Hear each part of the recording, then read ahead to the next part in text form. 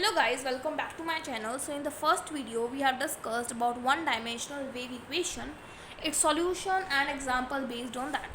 Today we are going to discuss two-dimensional wave equation. So two-dimensional wave equation की definition पढ़ते हैं. If a uniform thin elastic rectangular membrane of density rho, एक elastic membrane है हमारे पास rectangular shape में जिसकी density rho है, it is stretch to uniform tension T, हमने उसको स्ट्रेच किया यूनिफॉर्म टेंशन टी तक, and if in equilibrium position it coincide with X Y plane. अगर वो इक्विलिब्रियम पोजीशन में एक्स वाई प्लेन के साथ कोइंसाइड कर रहा है, then the small transverse vibrations are governed by the partial differential equation. So हमारे पास पार्शियल डिफरेंशियल इक्वेशन होगी curl square you by curl x square curl square you by curl Y square is equal to 1 by C square curl square you by curl T square. So इसके basis पे first article देखते हैं जो कि 9.6 solution of two dimensional wave equation. So to dimensional wave equation का solution हम किस type से फाइंड आउट करेंगे. ये हमारे पास वेव इक्वेशन है by using method of separation of variable. देखिए काफ़ी टाइम में इंपॉर्टेंट आर्टिकल है. सो हम इसको सॉल्व करते हैं. सो देखिए ये हमारे पास टू डायमेंशनल वेव इक्वेशन है. हम यहाँ पे method of separation of variables use करेंगे. सो यहाँ पे 3 वेरिएबल्स है तो हम यहाँ पे लिखेंगे जो u of x Y t, जो हम यहाँ पे सॉल्यूशन लेट करेंगे वो suppose x which is the function of x only and y is the function of y only and t is the function of t only. So हमने ये 3 variables के अंदर लेट किया है x x y y t t, where x is the function of x, y is the function of y and t is the function of t. One dimension में सिर्फ हम 2 late करते थे x and t क्योंकि वहाँ पे 2 variables थे इस इक्वेशन में, लेकिन यहाँ पे इक्वेशन के अंदर 3 वेरिएबल्स हैं. सो हमने यहाँ पे u of x t को ये लेट किया. अब देखिए फर्स्ट हम पुट करेंगे curl square you by curl x square. So curl square you by curl x square means 2 times derivative करना है इसका एक्स के रिस्पेक्ट में. सो आ जाएगा X double dash Y T. So हमने साइड में एक्स स्मॉल टी हमने माइंड में रखे हैं. नेक्स्ट हम फाइंड आउट करते हैं curl square you by curl Y square, that is X Y double dash T. Next curl square U upon curl T square X Y T double dash. Substitute करते हैं value, we will get x double dash yt plus x y double dash t is equal to 1 by c square x y t double dash. We will divide the complete equation by x y t. x y t से हम इसको divide कर लेते हैं. We'll get x double dash upon x, y t से y t cancel, plus यहाँ पे आ जाएगा y double dash y by is equal to 1 by c square t double dash by t. So ये हमारे पास आ जाएगा. Now since x, y, t are independent variables, यहाँ पे x, y, t independent variables हैं, so each these terms can be equated to some constant. अभी हमने one dimension में पढ़ा था कि ना ही हमारे पास k ग्रेटर देन 0 पे सॉल्यूशन आ रहा था, ना ही k इक्वल टू 0 पे आ रहा था, बस k लेस देन 0 पे सॉल्यूशन आ रहा था. सो वही केस कंसिडर करेंगे कि k लेस देन 0. सो यहाँ पे हम जो वेरिएबल सेलेक्ट करेंगे, देखिए x डबल डैश को बाय x को मैंने इंडिविजुअल टर्म के इक्वल इक्वेट कर दिया. Suppose it is minus k square, हमने माइनस के इक्वेट कर दिया direct. Y double dash by y को मैंने इक्वेट कर दिया माइनस एल स्क्वायर के. T double dash by t c square किसकी इक्वेट होगा, इन दोनों का सम मीन्स ये जिसके इक्वेट हुआ है प्लस दिस सम.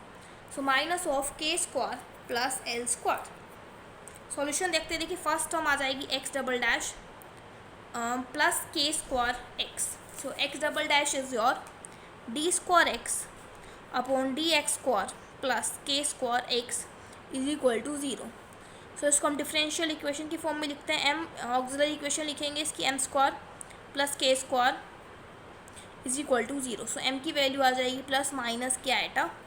सो यहाँ से हमारे पास कैपिटल एक्स की वैल्यू आ जाएगी c1 cos k x plus c2 sine k x. Similarly इस पार्ट को इक्वेट करेंगे. So y double dash plus L square Y is equal to 0. So d square y upon d y square plus L square Y is equal to 0. So ये value m आ जाएगी. So M square plus L square is equal to 0. So auxiliary equation हमने लिख दी. सो यहाँ से m की value आ जाएगी प्लस माइनस एल आएटा. सो यहाँ से हमारे पास y की वैल्यू आ जाएगी c1 c2 हम यूज़ कर चुके हैं. सो हम यहाँ यूज़ करते हैं c3. So c3 cos L Y plus c4 sine L Y. Similarly इस टर्म में अगर हम देखें सो आ जाएगा D square T upon D T square and ये सी स्क्वायर, ये बन जाएगा C square K square plus L square into T is equal to zero. So यहाँ से हमारे पास ऑक्सिलरी इक्वेशन बन जाएगी M square plus C square K square plus L square is equal to zero. So यहाँ से हमारे पास T की वैल्यू आ जाएगी C5 कोस, इस टर्म का अंडर रूट लेना पड़ेगा देखिए, क्योंकि यहाँ पे ये टर्म कंप्लीट स्क्वायर नहीं given. So under root of K square plus L square C T, इसका अंडर रूट करेंगे तो सी आ जाएगा। बेसिकली जो ये टर्म होती है यहाँ पे प्लस माइनस ही आता है। सो यहाँ से हमारे पास m की वैल्यू आ जाएगी plus minus C under root of K square plus L square आइटा। सो ये आ जाएगा C5 cos K square plus L square C T plus C6 sine under root of K square plus L square C T. तो जो solution आएगा हमारे पास, solution जो हमने लेट किया था वो था एक्स वाई टी, सॉल्यूशन हमने लेट किया था एक्स वाई टी। सो इन तीनों को मल्टीप्लाई करके लिखना है। सो बेसिकली वन डायमेंशन से टू डायमेंशन में ईजी होगा, क्योंकि हमने यहाँ पे के ग्रेटर देन ज़ीरो के इक्वल टू ज़ीरो केस पहले ही नेगलेक्ट कर दी, क्योंकि उसमें वन डायमेंशन में भी सॉल्यूशन नहीं आ रहा था। So U of x Y T की वैल्यू आ जाएगी हमारे पास C1 cos kx plus C2 sin kx into C3 cos ly plus C4 sin ly C5 cos under root of K square plus L square C T plus C6 sin under root of K square plus L square C T. So ये हमारा solution आ जाएगा। सो जो next article होता है वो basically first article की basis पे ही होते हैं, बस थोड़े से चेंजेस होते हैं। क्या चेंजेस होते हैं, इसमें बाउंड्री कंडीशंस आ जाती हैं। जैसे वन डायमेंशन में था, अगर आपने वन डायमेंशन का सीख लिया कि हम सॉल्यूशन कैसे निकालते हैं एंड बाउंड्री कंडीशंस कैसे अप्लाई करते हैं, और उसके क्वेश्चंस को आपने इजीली सॉल्व कर लिया, अच्छी तरीके से सॉल्व कर लिया, सो आपको आगे आने वाले आर्टिकल्स में प्रॉब्लम नहीं होगी। तो देखिए, solution of two dimensional wave equation satisfying the boundary and the initial condition. So we have boundary condition. देखिए इक्वेशन तो गिवन है आपको x की लिमिट्स गिवन है 0 से a और y की लिमिट्स गिवन है 0 से b, subject to the boundary condition. Boundary condition क्या गिवन है, u की वैल्यू x जब x y t होता है, सो x की वैल्यू जब a है, सो इसकी जब x की वैल्यू 0 है, जब y की वैल्यू 0 है एंड y की वैल्यू b है, बाकी सब टर्म्स एज इट इज, सो ये कंडीशंस हमारे पास 0 है, इन वैल्यूज़ पे 0 है। एंड द इनिशियल कंडीशंस आपको गिवन है, when your t is 0 the function it becomes function of xy, when curl u by curl t at t is equal to 0 it becomes the function of g of xy। तो देखिए यहाँ पे हम थोड़ा सा इसका diagram देख लेते हैं। A tightly stretched membrane bounded by rectangle. जब हमने डेफिनेशन पढ़ी थी, हमने पढ़ा था रेक्टेंगुलर मेम्ब्रेन। सो वही है, x की वैल्यू गिवन है 0 से a, y की गिवन है 0 से b। सो ये आपको डायग्राम बना लिया आपने। सो सेम काम जो हमने सॉल्यूशन में किया था वहाँ तक हम सेम रिपीट करेंगे। सो मैं आपको बुक के अंदर ही बता देती हूँ। सॉल्यूशन लेट किया हमने, फिर हमने क्या किया, इसको डिफरेंशिएट करके वैल्यू सब्स्टिट्यूट की। सब्स्टिट्यूट करने के बाद कुछ इस टाइप की इक्वेशन आई थी। इसमें हमने प्रीवियस जो आर्टिकल किया था उसमें हमारे पास इसी टाइप की इक्वेशन आई है। देखिए अगर मैं आपको दिखाऊँ, सो इसी टाइप की इक्वेशन आई। देखिए ये वाली कंडीशन, बस इसने क्या कर लिया, इसको डेरिवेटिव फॉर्म में लिखते हैं। यहाँ पे आप एज इट इज़ भी लिखते हैं, फिर हमने बाद में डेरिवेटिव में देखिए यहाँ पे मैंने आपको, जैसे यहाँ पे इसने डेरिवेटिव में चेंज करके माइनस के स्क्वायर के इक्वेट किया है। सो मैंने आपको यहाँ पे इस टाइप से करके दिखाया था कि डेरिवेटिव मैंने की लिया था और फिर यहाँ से हमने ऑक्सिलरी इक्वेशन निकाल के सॉल्व आउट किया था। तो डेरिवेटिव में लिखा इसने एंड फिर सॉल्यूशन निकाले, ऑक्सिलरी इक्वेशन लिख के C1 cos kx, C2 sin kx, फिर y की वैल्यू निकाली एंड फिर t की वैल्यू निकाली। यहाँ तक बिल्कुल सेम प्रोसीजर है। अब हम यहाँ पे सब्स्टिट्यूट करके बाउंड्री कंडीशंस, फिर हम हमारा एग्जैक्ट सॉल्यूशन निकालेंगे। तो देखिए हमारा यहाँ तक स्टेप आ चुका है, हमने सॉल्यूशन फाइंड आउट कर लिया है u की टर्म्स में, जो हमारा पिछले ये टर्म आई थी इक्वेशन 4 तक। अब बाउंड्री कंडीशन गिवन है कि 0 एंड a पे x की वैल्यू है 0 एंड 0 b पे 0। सो हम पुट करते हैं बाउंड्री कंडीशन, आपको बुक से ही करवा देती हूँ आर्टिकल। सो आपको गिवन है u 0 y t 0, मतलब आपको x की जगह पुट करना है 0। सो यहाँ पे जब हम 0 पुट करेंगे, cos 0 इज़ 1, सो ये C1 वैल्यू देगा, sin 0 इज़ 0, सो यहाँ पे 0 वैल्यू आ जाएगी। सो सिर्फ C1 आ जाएगा, बाकी टर्म्स में x इन्वॉल्व नहीं है, सो कोई चेंज नहीं आएगा, बाकी टर्म्स एज इट इज़। ये इक्वेट करेंगे 0 के इक्वल, सो ये टर्म्स का तो कोई रोल ही नहीं है। सो हमारे पास यहाँ से C1 की वैल्यू 0 आ जाएगी। अब हम C1 की वैल्यू फोर्थ इक्वेशन पुट करके जो हमारी इक्वेशन न्यू आई है वो देख लेते हैं। तो इसने पुट नहीं की, इसने डायरेक्ट पुट कर दी माइंड के अंदर और फिर नेक्स्ट कंडीशन लगाई है 80। अब देखिए हमारे पास ये वाली टर्म तो 0 है, ये वाली टर्म आ चुकी है हमारे पास 0, सो इसको हम भूल जाते हैं। अब हमारे पास ये सॉल्यूशन आ चुका है, यहाँ से लेके यहाँ तक ये हमारे पास सॉल्यूशन है। अब नेक्स्ट कंडीशन है u of a y t 0 है, सो x की जगह आपको पुट करना है a, so c2 sin k। सो जब हम यहाँ पे a पुट करेंगे we will get c2 sin k a, rest of the terms as it is because उसमें हमारे पास x इन्वॉल्व नहीं है। So will get c2 sin k। अब ये चीज़ जीरो की इक्वल है, तो यहाँ से दो कंडीशन आती है, या तो c2 जीरो होगा या फिर sin k जीरो होगा। c2 जीरो हो नहीं सकता, अगर c2 जीरो हो गया सो हमारे पास c1 भी जीरो आ चुका है यहाँ से, और c2 भी जीरो आ गया, तो हमारे पास ट्राइबल सॉल्यूशन आ जाएगा जो हमें रिक्वायरमेंट नहीं होती है। सो यहाँ से हमारे पास sin k a की वैल्यू जीरो है, sin k a zero means k a की वैल्यू है m पाई, k की वैल्यू है m pi by a। So condition के अंदर पुट करते हैं similarly using the boundary condition 2 in 4th। सो क्या बोले, देखिए सेम रिपीट है, ये देखिए x के लिए जैसे हमने फाइंड आउट किया था यहाँ पे a आया था, सिमिलरली हम फाइंड आउट करेंगे सेकंड पॉइंट के लिए, बस यहाँ पे चेंज क्या है, y में है 0 से b दे रखा है, यहाँ 0 a था। सो ये क्या बोल रहा है, सिमिलरली हम फाइंड आउट करेंगे, तो जैसे उसमें c1 0 आया था, यहाँ पे फर्स्ट जो हमारे पास कांस्टेंट है c3 है, सो c3 0 आ जाएगा। सेकंड आया m पाई बाई a, सो यहाँ पे आ जाएगा n पाई बाई b। सो जो हमारे पास u x t है, जो सॉल्यूशन है वो ट्रांसफॉर्म होकर क्या आ चुका है, u of x t, c2 c4 बच चुका है, c1 c3 0 है। सो हमारे पास ये कंडीशन आ चुकी है। के एक्स की जगह हमने k की जगह पुट किया m pi by a, L की जगह पुट किया n पाई बाई a, यहाँ पे भी हमने k और l की जगह वैल्यू सब्सटीट्यूट किया। देखिए हमारे पास k square plus L square का अंडर रूट था, सो यहाँ पे हमने वैल्यू सब्सटीट्यूट कर दी। सो हमारे पास ये टर्म आ चुकी है। अब देखिए यहाँ से क्या किया इसने, फर्दर इस टर्म को, इस कांस्टेंट को बार बार ना लिखना पड़े तो उसको पी लेट कर लिया। सो ये आ जाएगा c5 cos pt plus c6 sin pt into this constant. अब जो हमारे पास नेक्स्ट कंडीशन गिवन है हम वो यहाँ पे अप्लाई करेंगे। सो नाउ यहाँ में हमने एक जनरल सॉल्यूशन लिख लिया, summation m from 1 to infinity। One dimension में सिर्फ वन समेशन आता था, यहाँ पे टू समेशंस आएंगे। Summation n from 1 to infinity sine of m pi x by a sine of a m pi by a m n b m n क्या है, basically जो कॉन्स्टेंट्स थे हमारे पास, यहाँ पे आपको अगर दिखाऊँ c2 c4 कॉफिशिएंट्स थे, यहाँ पे c5 के साथ मल्टीप्लाई करके मीन्स c2 c4 c5 बन चुका है a m n, c2 c4 c6 के साथ मल्टीप्लाई करके बन जाएगा b m n। So multiply करने के बाद जो हमारा ट्रांसफॉर्मेशन आया है वो यहाँ पे लिखा गया है, जनरल सॉल्यूशन समेशन लगा के ए एम एन कॉन्स्टेंट्स हमारे पास कुछ इस टाइप से आए हैं, A M N B M N. अब हमारे पास कंडीशन गिवन है curl U by curl T की। So curl U by curl T आपको गिवन है G of x Y, and ये U of x Y zero आपको गिवन है F of x Y. So ये कंडीशन है, इसको डिफ्रेंशिएट करते हैं टी के रिस्पेक्ट में, ये दोनों terms as it is sine P T का आ जाएगा minus sine P T into P, sine P T का आ जाएगा cos P T into P. Now हमारे पास एक कंडीशन गिवन है ये वाली u of x Y. Now देखिए जो गिवन कंडीशन है, फर्स्ट कंडीशन लगाते हैं हम X Y zero. So X Y zero put करेंगे, सो यहाँ पे हमारे पास साइन पी टी ये टर्म जीरो बन जाएगी, सिर्फ ए एम एन बच जाएगा। ए एम एन यहाँ से आ जाएगा sine M x by a sine N y by a, and ये हमारे पास एफ ऑफ एक्स वाई की इक्वल आ जाएगा। नेक्स्ट कंडीशन इसमें हम पुट करेंगे ज़ीरो, सो हमारे पास ये वाली टर्म जीरो बन जाएगी, ये वाली टर्म बन जाएगी p b M N sine n pi x sine n pi y by. अब बेसिकली हमें ए एम एन और बी एम एन डिटरमाइन करना है, कैसे करेंगे, हम दोनों साइड मल्टीप्लाई करेंगे किससे, जो भी आपको राइट हैंड साइड में गिवन है, इस ये जो टर्म होती है ना इससे आपको यहाँ पे लेफ्ट हैंड साइड में मल्टीप्लाई करना होता है।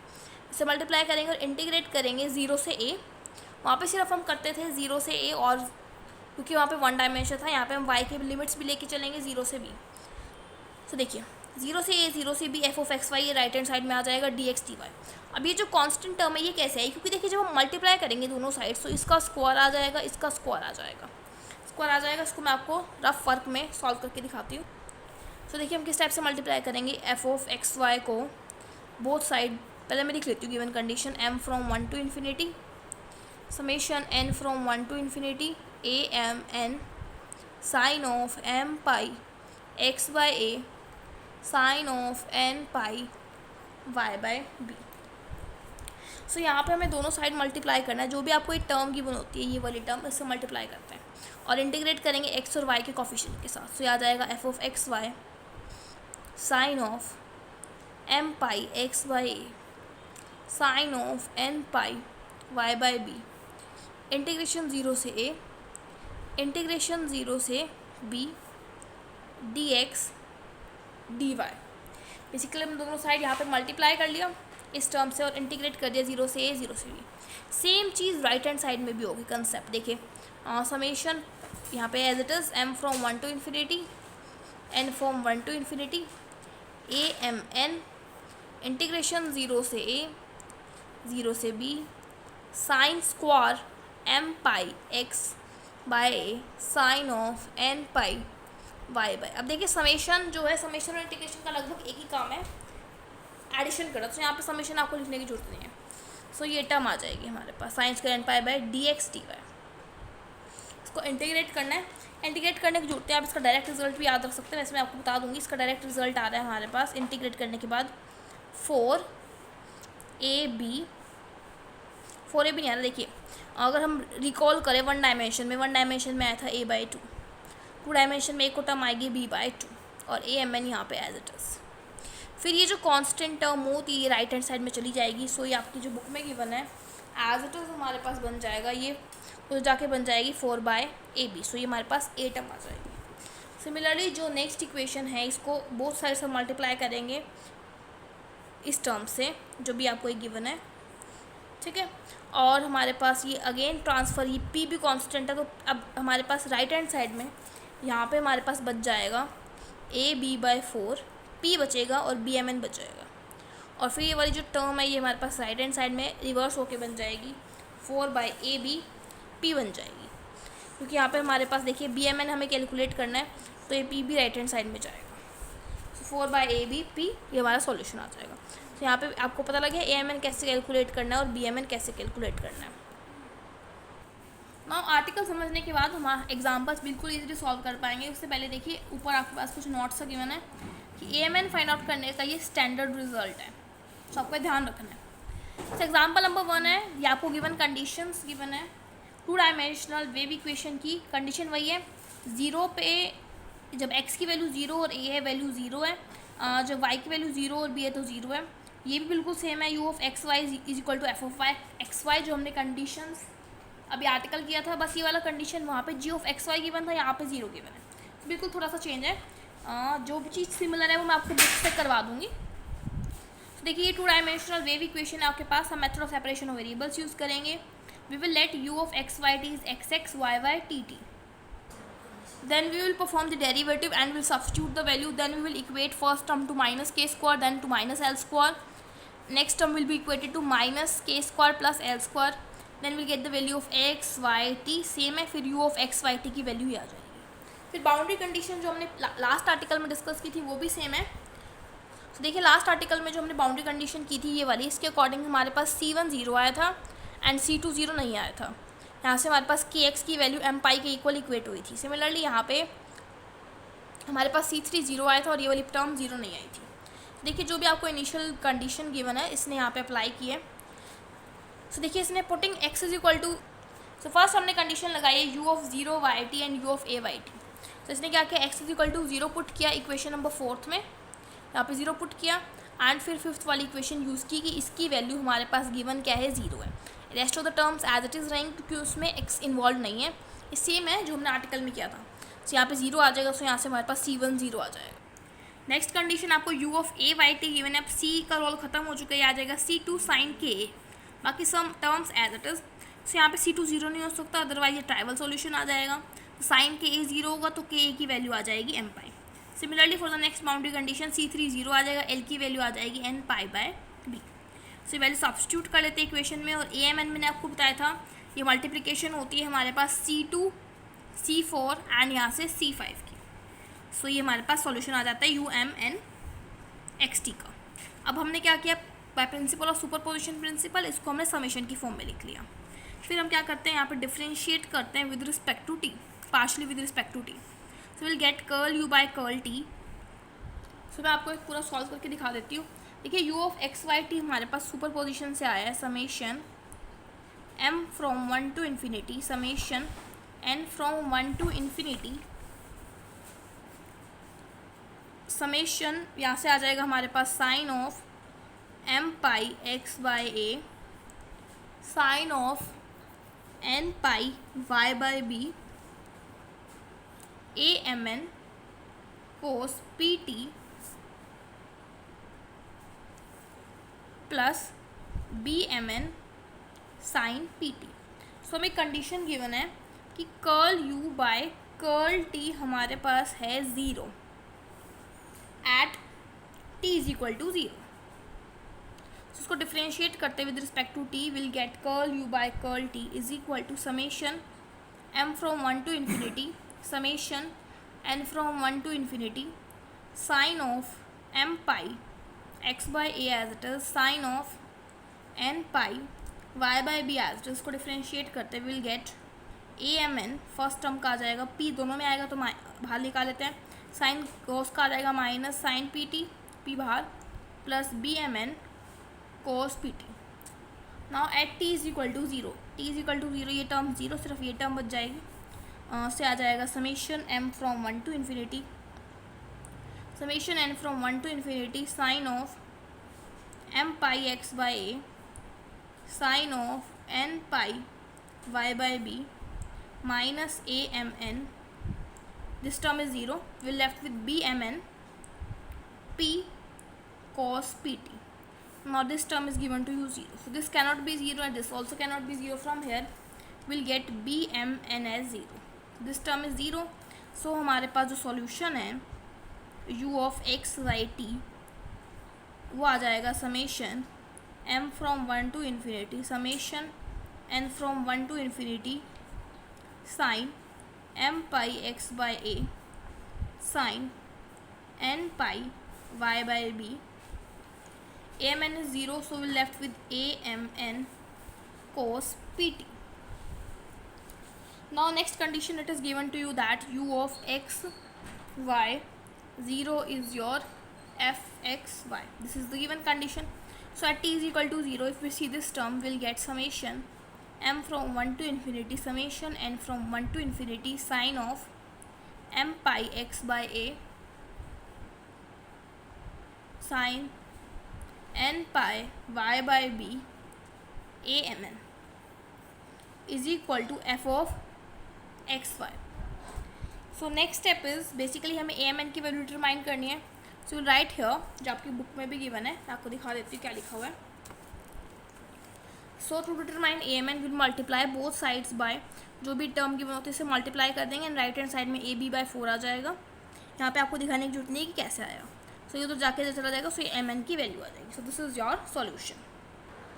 Next we have example number 2, this is also similar, the conditions are different. 0 Y t, एक की जगह यहाँ पे स्पेसिफाई कर दिया 1, यहाँ पे बी की जगह स्पेसिफाई कर दिया 1, वैल्यू 0 है। यू एक्स वाई 0, पहले f of x y given होता था, यहाँ पे फंक्शन गिवन है। Curl you by curl t हमारे पास 0 ही गिवन है। देखिए फर्स्ट स्टेप क्या रहेगा, अच्छा इसकी आपको एक और डेफिनेशन गिवन है, find the deflection of this of a square membrane each side unity, means square जो है हमारे पास साइड 1 का है। If the initial velocity 0 means curl you by curl t at t is equal to 0 is 0 and initial deflection is this, means initial deflection means at t is equal to 0, this is the deflection। so यहाँ से आप conditions, इस statement से आप ये भी conditions find out कर सकते हैं। so again जो procedure जहाँ तक सेम है वो मैं as it is यहाँ पर आपको दिखा देती हूँ।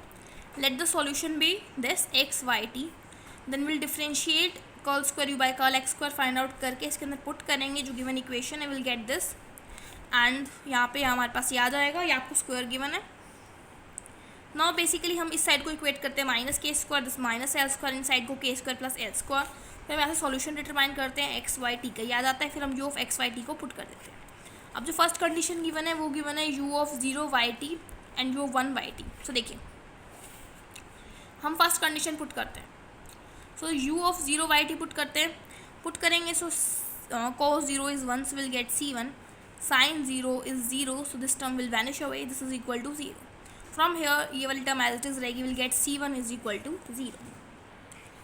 Now the equation for become c1 0 आ चुका है, ये हमारे पास इक्वेशन बन जाएगी c1 को हटा के। Now will put x is equal to 1 in this equation, will get u of 1 by t c2 k sin k and rest of the terms as it is. So this is equal to 0, so c2 cannot be 0, otherwise will get the trivial solution. So sin k is 0, so k is equal to m pi. Similarly c3 0 हो जाएगा और k की जगह l, m की जगह n आ जाएगा। Put कर देते हैं, इक्वेशन बन जाएगी u m n x Y t sine m pi x sine of n pi y a M n cos P t plus B M N sine P t, will get the solution.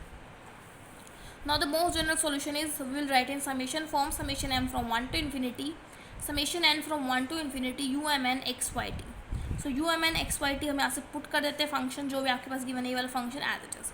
अब वो condition क्या given है, U of x Y zero आपको given है A sine pi x sine 2y. So यहाँ पे हमने zero put किया, will get A M N sine M X sine N Y. Now will compare both sides. देखिए यहाँ पे m की वैल्यू कंपेयर करेंगे तो 1 आएगी, n की वैल्यू कंपेयर करेंगे तो 2 आएगी, and a12 is equal to your means ये 1 2 जो कॉफिशिएंट है वो एक इक्वल आ जाएगा. सो नाउ इसी वैल्यू पे हमारे पास ये वैल्यू आ रही है, अदरवाइज ऑल वैल्यूज़ पे हमारे पास जीरो है, एम एन की वैल्यू जीरो है एक्सेप्ट फॉर दिस वैल्यू. इस पे हमारे पास इक्वल आ रही है. सो यहाँ पे हमारे पास जो है इसकी वैल्यू आ रही है, रेस्ट ऑफ द टर्म्स पे जीरो. फिर हम क्या करेंगे, इक्वेशन नंबर 10 को डिफ्रेंशिएट करेंगे विद रिस्पेक्ट टू टी. सो यहाँ पे डिफ्रेंशिएट करके दिखा नहीं रखा, लेकिन मैं आपको दिखा देती हूँ. तो देखिए ये हमारे पास इक्वेशन नंबर 10 है, इसको डिफ्रेंशिएट करते with respect to T.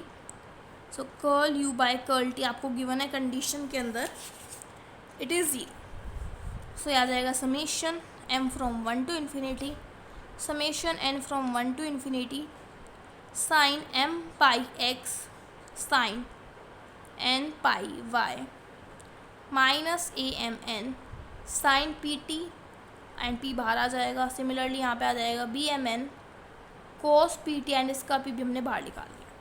Now at t is equal to zero, अगर t is equal to zero put करिए टर्म जीरो, सिर्फ यहाँ से आ जाएगा हमारे पास B M N p as it is summation m from 1 to infinity summation n from 1 to infinity sine m pi x sine n pi y. This is given to you zero. Zero given है, from here will get b M n as zero, क्योंकि बाकी term zero हो नहीं सकती. B M n अगर zero आ गया means ये टर्म हमारे पास खत्म हो चुकी है सॉल्यूशन में से, हमारा सॉल्यूशन सिर्फ यही है. अब जो हमारा सॉल्यूशन यही है उसके अंदर हमने भी फाइंड आउट की थी m की वैल्यू 1 पे. सिर्फ देखिए हमारे पास जब m 1 है और n 2 है तभी सॉल्यूशन आ रहा है, अदरवाइज बाकी टर्म्स पे जीरो है. सो मीन्स जब इस समेशन को ओपन अप करेंगे सो हमारे पास सॉल्यूशन आ जाएगा m की वैल्यू 1 पे और यहाँ से n की वैल्यू 2 पे. यह आ जाएगा साइन पाई एक्स, बाकी टर्म्स पे जीरो आ रहे हैं मीन्स जब m1 है n1 है तो भी जीरो, m1 है n3 है तो भी जीरो. सर इस पे सॉल्यूशन आ रहा है sine 2 pi y a M n की जगह आ चुका है a12 कोस पी टी. फर्दर ये हमारा सॉल्यूशन आ चुका है. फर्दर इसने p की वैल्यू भी कैलकुलेट की है, वो आप करना चाहो तो कर सकते हो, अदरवाइज आप यहीं तक छोड़ सकते हो. ये हमारा सॉल्यूशन आ जाएगा. By this your wave equation is completed. In the next video we'll start with the heat equation of 1 dimension and then heat equation of 2 dimension. Till then, thank you.